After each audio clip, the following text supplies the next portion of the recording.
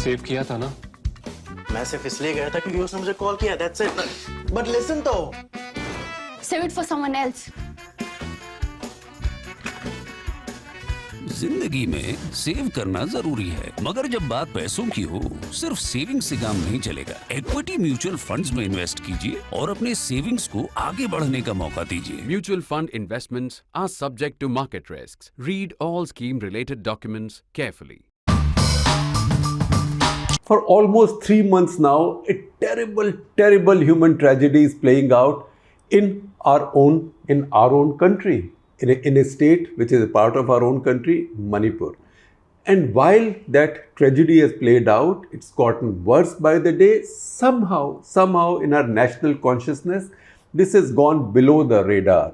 It has suffered from the usual out of sight, out of mind syndrome. If such a thing was happening, God forbid, maybe 100 miles from Delhi, north, south, east, west, wherever, or in what is called as mainland India, wrongly called mainland India, every part of India is mainland India, then there would not have been such indifference. You know that I'm talking about Manipur. Now everybody's got immediately fixated on Manipur. Why? Because these really embarrassing, shameful pictures have come out. These videos have come out of two women being paraded naked by a mob that seems to be enjoying it. Mobs in these situations always seem to be enjoying it. Rioters, they always seem more like having fun than angry. I have covered many riots in my life as a reporter, and that's my experience as well. That is the situation here, and you can see everybody has seen now what they are doing. I'm not going into the detail of that. Now everybody is talking about it. Now the Prime Minister has for the first time mentioned Manipur because it's just too embarrassing. It just ruins India's image globally. That in year 2023, with a strong government in power at the center, its own party's government in power in the state, such a thing can happen, and it can remain out of public eye generally, not fully, and I will tell you why I say that. Generally, for almost 3 months, more than 2.5 months now. Now, these pictures have come out, these videos have come out, everybody is talking. The Chief Justice of India has also spoken about it, and he has given some kind of an ultimatum or notice to the government that do something or we will have to intervene. Now, the fact is that this story has been playing out for quite some time, and the precise story of these women victims. Now, whenever riots take place, usually women are attacked. Usually women are targeted with sexual violence. That is seen as an act of retribution. That's also seen as an act of punishment. So this story was broken in great detail. And as I speak, you will see the screenshots of this story running on your screen by my colleague Sonal Matharu, who's our senior assistant editor. She was in Manipur and she reported that story. So she'll tell you a bit about that story, and that's the reason I have her with me here, because it's not fair. First of all, it's not fair that I tell you that story because she is the one who found that story, and second, she can tell you this. She can tell you the story and she can lift the layers much better than I can do. Because you know what, I'm not sure if you watched the film Afwah. Have you watched the film Afwah? I have. Because if you watch the film Afwah, made by my dear old friend Sudhir Mishra, it tells you how just a rumor can set in motion a whole series of events. So this particular incident, I'm sure there are many incidents that have happened in Manipur, and all communities have suffered. Kukis have suffered and Meiteis have suffered. And not just attacks on women, lots of men have died, about 150 have died, terrible things have happened, homes have been burned, places of worship have been burned, etc. But there must be many rumors behind a lot of these. So in this specific case, there was one specific rumor. So Sonal, tell us about the rumor first. Yes, sir. So when I reached Manipur and my first stop was Imphal, I received a lot of calls from both sides, from people from the Metis community as well as the Kuki community. And there were these rumors that, oh, there are rapes happening, and, besides the lynching and the killings and looting of the house, this is one crime which has not been reported. So I tried to dig deeper into it, and as I found, and as I started talking to more and more people, I found that there was a very clear link to a fake video, a fake photograph in fact, with a caption saying that this is the photo of a Metis, a medical student, nursing student, who was killed, who was raped and killed in Churachandpur Medical College. And this was a body in a bag. It was a body in a bag, the face was not clearly visible. And this was being circulated in many WhatsApp groups. It was also circulated on the internet and on social media websites. And that, if I may add, that picture first surfaced on 3rd of May. Yes, it immediately was being circulated. So on 3rd and 4th, the internet was not suspended. And as I went to Churachandpur later and I started finding out, we visited the Churachandpur Medical College and we tried to find out where this incident had happened, and we could not find any clues.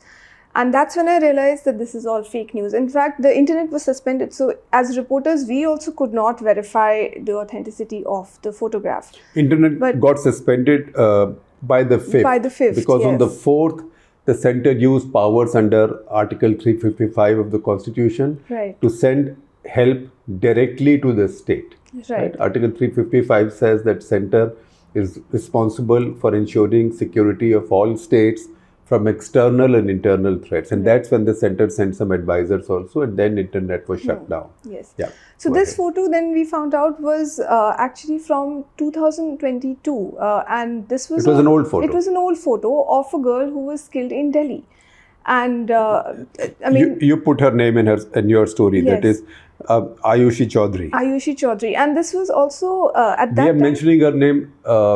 usually we would not mention the name or identity of somebody who was a victim of rape or rape and murder, etc. But in this case, that is not the case. In this case, the two persons, her two alleged murderers, happen to be, unfortunately, her parents. Is that the story? Right. Her own parents. And this story was covered extensively when it had happened. This photo was viral, and a lot of websites which specifically work on fact checking had also put this out, that this photograph was circulated in Manipur. Despite that, on the 4th itself, the sexual violence that we talk about and the video that is now released, all of that happened within a day, literally within 24 hours of the violence breaking out in Manipur. And the father of that nursing student also later came on record, and he said to a local TV channel there that his daughter is safe and unharmed. And when I read Churachandpur, this was one thing I heard repeatedly, that all the Metis who were in Churachandpur were actually safely transported to the collector's office and in that mini secretariat, and nobody was harmed. Whereas we were hearing completely opposite stories from Imphal. There were stories of lynching, there were stories of grievous injuries which a lot of Kukis had faced. I tried to search for similar stories from the other side as well. But specifically talking about the rapes, like I said, I tried to find cases on both sides. My reporting, I did not want to direct it only at one community, but there were none. I verified it from several sources. We reached out to the police, we reached out to many of the Metis organizations, civil society groups, but they had heard rumors, but none of the cases were confirmed.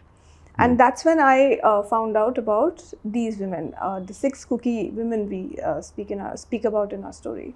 So you spoke about 6 in your story, and you are seeing that story on your screen. That story was published on 12th of July, right? So that's a week before this video came out and shook the nation's conscience. How many women did you meet? How many of these 6 women were you able to meet for that story? I was able to meet 2 women. But the story was not reported. Are these the 2 that feature in these videos? Not the second. I met the first one, the older woman who can be seen in the video. The younger woman, I was told, is in a very delicate mental state, and she's very young. She's very young. She's probably, I was told she's in her teens, but the FIR that has now come out on this says that she's about 21. And also, she was also in a very, her trauma was much more than just the defiling of her body. She lost her father and her brother at the same spot. She literally saw them getting lynched by the mob. And that is why the older woman at that spot, when she narrated her story to me, she told me that how she literally was the support system for the younger woman as well. And she had to literally force the woman to leave the bodies at the site and go back to the village at a safe spot. Yeah. So tell us a little bit more about how you navigated your way through this story. Right. So I knew that the women who were survivors of this crime are in Churachandpur. They were at relief camps. One of them was at a hospital. So I could meet one of the survivors in a hospital. The other one I met at a relief camp, but it was not easy. Like, I did not know which relief camp she's in. I did not know her phone number or name or anything. And it was through some lawyers who were trying to help these women come forward and file cases. It is through their network that I could finally meet one and of them. Initially, it was a 0 FIR that was filed. Yes. So not naming anybody. Yes. And if you see the current FIR that has come out on this case, that FIR also does not mention the rape of the older woman. It just mentions the rape of the younger woman.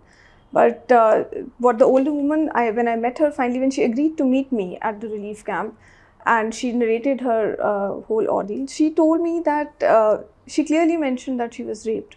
But the fact is, this incident took place so far back. Yeah. And until now, there was no action. No action. And we confirmed it from the police sources as well.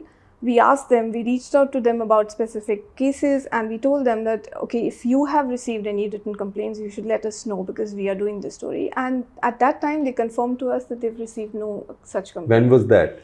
This was around the 10th of July. Till the 10th of July, that is still about 8 days back. The police said they had no such report. They had no such report. They had no FIR.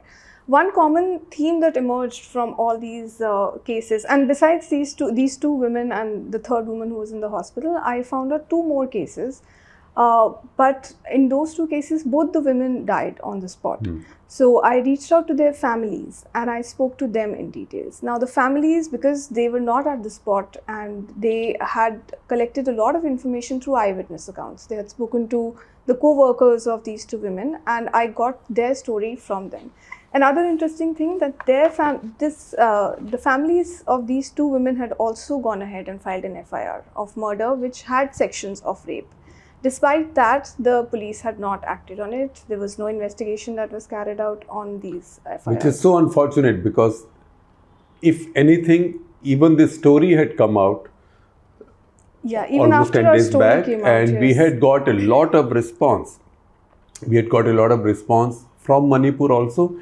Also, a lot of complaints from the Methi community saying that you are only picking up cases of victimization or attacks on Kuki women. What about what happened to our women? So first of all, we sent a series of reporters one after the other at any point of time. Since this trouble started in the first week of May, we have had one of our team members, if not 2, that is a reporter and a camera person in Manipur. No other media organization, I can say, has kept that kind of persistent, permanent presence in Manipur. And all our reporters have tried to reach out to all communities and we have not, none of them has looked at the situation with any blinkers whatsoever. Right. That's correct. I totally agree with you. Yes. Because we were all at different spots. Like Moshmi, my senior colleague, she was in Imphal and Kankopi. I went to Churachandpur. Ananya went to many other districts. So we've as a team of print reporters, I think we've covered the entire state at different locations where the conflict has happened, and we've all and Karishma Hasnath was there. And first Karishma of all. was there, of course. Karishma was the first reporter we had on the field. So yes. So just to give you a little rundown, the first reporter in the field was Karishma Hasnath, who's our Northeast correspondent based in Guwahati. Once she finished her tour of duty, then we had Moshmi Das Gupta, who's our deputy editor, one of my very senior colleagues. She went there. Surat Singh Bisht, The camera person spent a lot of time in Manipur with Maushami, and then after Maushami, it was Sonal who went to Manipur. So this was a relay, right? One handed over the baton to the other. So with Sonal also, Suraj Singh Bisht was there. After that, Ananya Bhardwaj went to Manipur. You will see all their pictures as I am talking. Ananya Bhardwaj, accompanied by one and only Praveen Jain, our national photo editor and the finest, the best political photographer in the country. And not just that, one with an incredible nose for news. So we've had this really formidable team going through Manipur and reporting constantly. So I'm giving you also, in fact, with the description, you will see links to a lot of the key stories that we have done, and I will also mention some to you as we go ahead. My little contribution to this, there are four national interest articles and videos that I will again share with you. You can see some on your screenshots also. And also one episode of Cut The Clutter. That episode was done as far back as 4th of May, because 4th of May is the day that it looked like the government in Delhi really got jolted into taking some action. Until then, the level of complacency was even greater. It is then they decided to send advisors and central forces, etc. But once again, it was generally, there was a bit of wishful thinking that this will settle down a riot-like situation, but then it did not. Then at some point, Home Minister Amit Shah went 4 days in Manipur. In my memory of covering so many difficult situations in India, I don't remember any situation where the Home Minister from Delhi spent 4 days right, consecutively in a state. And even after that, the situation continues to be bad, and probably, and this is not opinion, this is analysis. Probably one reason that these videos were released at this time, that was because somebody thought that maybe things were calming down and maybe it was important to relight these fires. Also, sir, one thing which, when I was talking to women and their families and their caretakers, one thing that came out in almost every case was that how women were told repeatedly by the men in the mob that we are doing this to you because your men did this to our women. So going back to our the fake news that we mentioned in the beginning, it clearly, all the sexual violence incidents linked to that fake news that was circulated initially. And this set off a cycle of revenge. Yes. Revenge. And you know, it does not, sexual violence would also shame the community, and that is why the women were let, you know, they were allowed to go back to their communities and narrate the, you know, instances. Yeah, so and that gets people more angry. It gets people more angry. And by this time, people were fully armed. There's more than almost 10,000 people with some kind of firearm, mostly automatic weapons. Yes. Because about 5,000 to 6,000 automatic weapons have actually been looted from government armories, police armories, and these are machine guns, these are LMGs, heavier weapons, mortars in some cases, all kinds of weapons. And it's a very difficult situation. It's a sizable failure that almost 3 months into it, there seems to be no respite. Usually, this is opinion, usually in such a case, any central government would have dismissed the state government and put the state under president's rule. That hasn't happened, and that also shows a degree of wishful thinking. That said, back to Sonal. So Sonal, I will now share with our viewers one story, one of our early stories, and that's a story on 12th of May. We said that 3rd May, this rumor came out. 4th May, the center moved in with central forces. And 12th of May, week after that, and this is the story from Karishma Hasnath, our Northeast correspondent, who was the first there. And this story was headline, Gunfights, IEDs fuel fears over security in Manipur. Situation stable, says military officers. So by this time, by the 12th, IEDs and gunfights had started, and these gunfights were with automatic weapons, with automatic rifles and machine guns with a high rate of fire. So people had a lot of ammunition. And by that time, the government had gone underground, isn't it? And we were almost stationed at the district hospital in Churachandpur, and the patients, the injured, and the people who had died of gunshot wounds. The doctors there explained us that these gunshot wounds are not from those single-barrel guns that Right. people kept telling us that they have. These were all automatic weapons, very sophisticated weapons were being used. Yeah. Describe Churachandpur to us. So Churachandpur, to reach Churachandpur was a task when we were there. There were a lot of Meitei women blocking the roads, but at least for the media, they were letting them pass initially. They were stopping a lot of military trucks. They were not letting any central forces cross over to Churachandpur.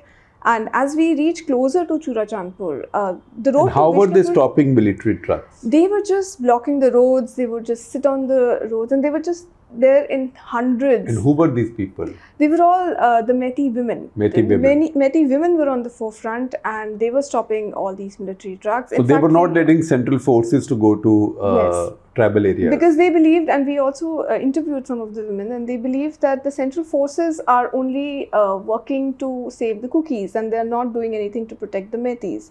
So they were just blocking the way, not letting them pass.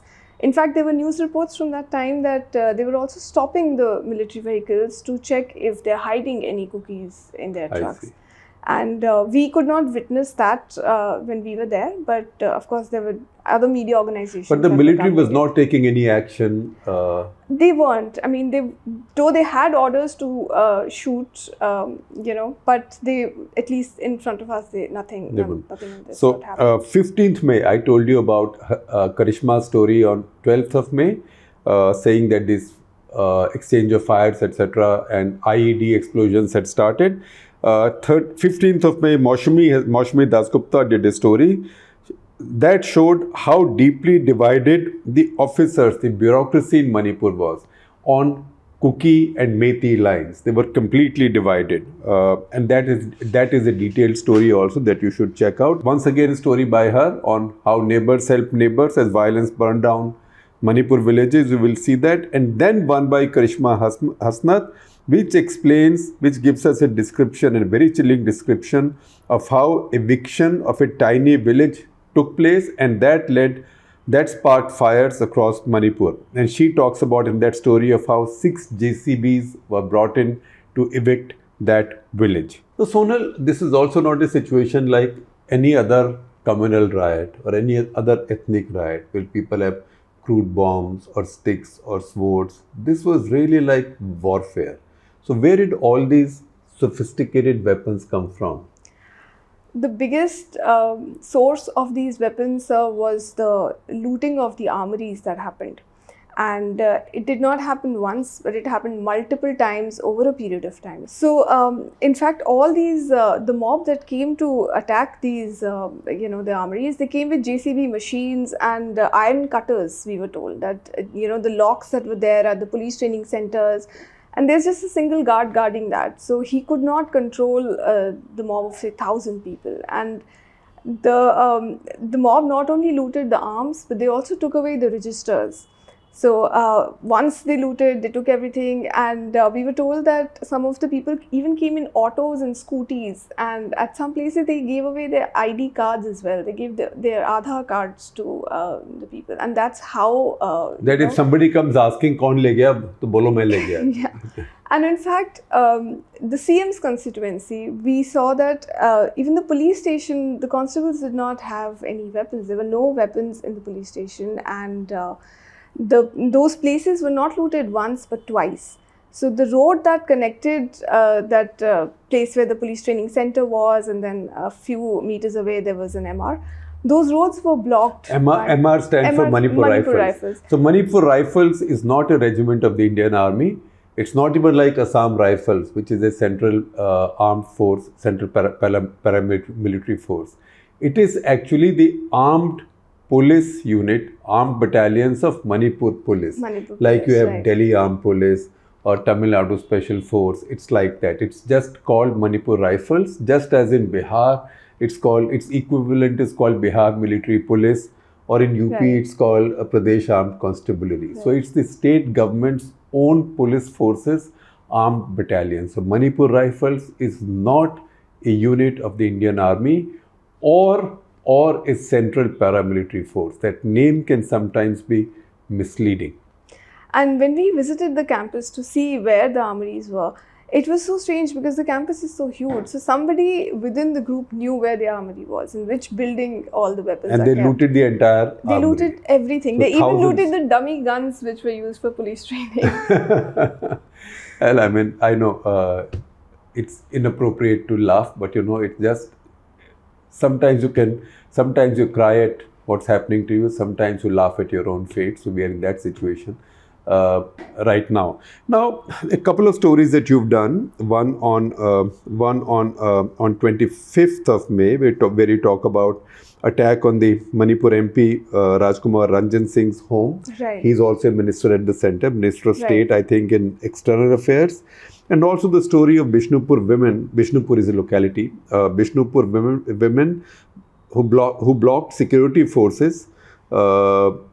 So this is the story, sir. And how security forces were Yeah. mute spectators. This is the story I was mentioning, that to reach Churachandpur, that highway that goes, this is where we met these women and how they were blocking the road and not letting the army trucks pass. So the other story on Mr. Ranjan's house, it happened late in the night, and we just happened to be near the spot and we went there. And soon after that, a few days later, in fact, the mob could enter his house and finally burn it down, because when we went there, at least the security forces could prevent it at that time. But the second time, unfortunately, the house could not be You saved. also had a very touching story in the middle. I know a lot of the stories were gloom and doom, but within gloom and doom, you can also find some inspirational examples. So a story on 30th of May that talks about a cookie methi pact to keep the peace Yes. between villages. Yes, this was from Sugnu, sir, and Sugnu is in which district? Sugnu is near Chandel.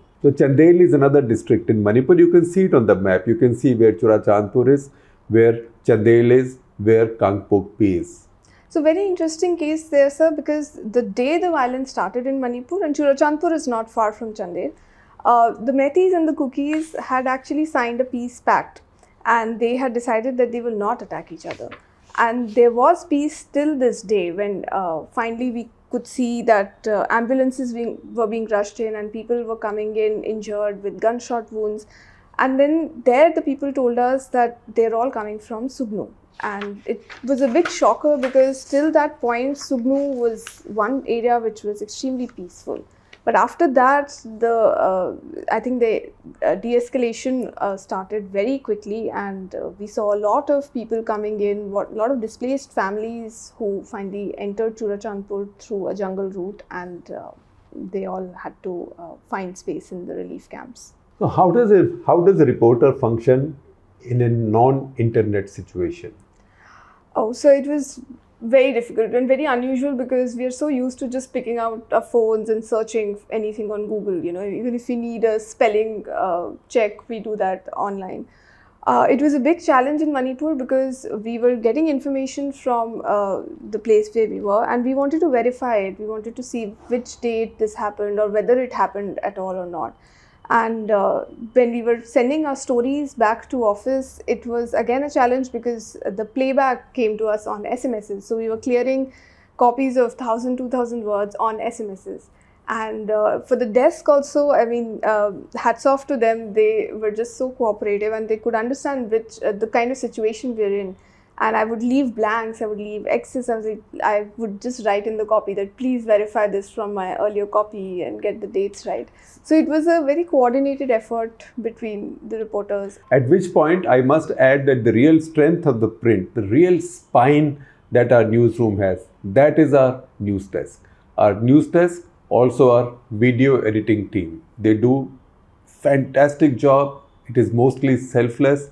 They mostly stay anonymous. They let those with bylines get the glory, but without these selfless people, the print will not be a fraction of what it is. So once again, whenever you read a story from the print, you see any video, you see this video, think also of a wonderful group of very talented people, super talented people who work really hard and with great dedication to make it all possible. Now, after you, there is also a bunch of stories that Ananya Bhardwaj did. So one of our standout stories is these village guards and the measures they were taking to defend themselves, and also particularly to defend themselves and to fight also if they went into quote-unquote battle. So tell us a bit about that story, although it's Ananya's story. Yes, sir. So this was a phenomena which we also saw on the ground, that when all the areas where the Methi and the Kuki villages are in close proximity, a lot of men would stay behind in the villages, and they were using their local weapons. They were using these tin sheets to guard themselves, to convert them into life jackets.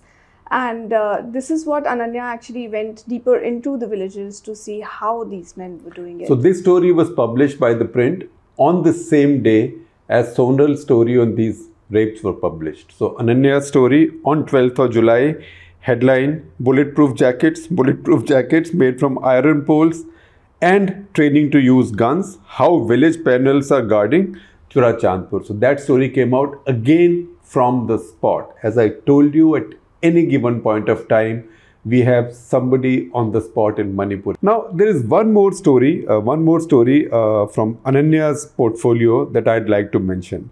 And that is, Methi village surrounded by 6 Kuki settlements defies violence with unity. We grew up together. So, explain that story to us a bit. Yes. So, this violence has really created like very deep divisions between the two communities. But as reporters, when we go to the field, we see that the people are still neighbors ultimately, and they have been living together for so long. So these stories actually talk about how the